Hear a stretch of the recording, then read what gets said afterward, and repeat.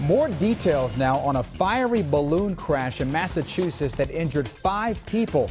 The Federal Aviation Administration tells our CBS affiliate in Boston the balloon was trying to land in a residential area in Clinton last night when it hit some power lines, sparking this you see here. It's an explosion. Everyone on board did survive. Some, however, were injured. It's unclear the extent of those injuries. Meanwhile, the FAA is investigating just how that crash happened. The balloon crash in Massachusetts happened the same day as a local balloon festival happens to be going on in Rhode Island.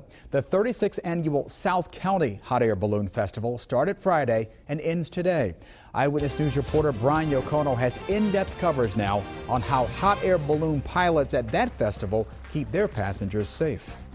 The handbook from the FAA for flying a hot air balloon is 252 pages, so we reached out to a pilot to learn more about the safety measures he takes. At the URI athletic fields, there is plenty of room for balloon launches. On Sunday, however, the weather kept the balloons grounded for the last day of the South County Festival.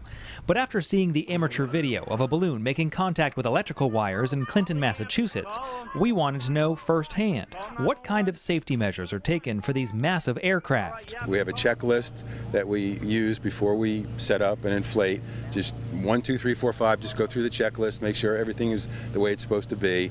Mark Sand is the owner and pilot of the Mystical Flyer. As a pilot, he says safety is his first priority. And as with the case of canceling the launch Sunday, weather is a big factor. The federal aviation regulations require us to know all aspects of our flight that would cause any kind of safety concern, and weather's one of them, so we're required to check the weather. Sand says there are roughly 3,000 active balloonists in the country, but he knows the occasional accident always gets attention. At the South County Festival, we got some perspective of the size of these balloons from a partially inflated one used for children to explore. When fully operational, these are federally licensed aircraft. My license is just like a 747 pilot. I can't fly his airplane, but he can't fly my balloon. But it's the same license. I asked Mark Sand what you can do if you want to make sure a pilot you're working with has the appropriate credentials. He says you can always ask to see their license issued by the FAA.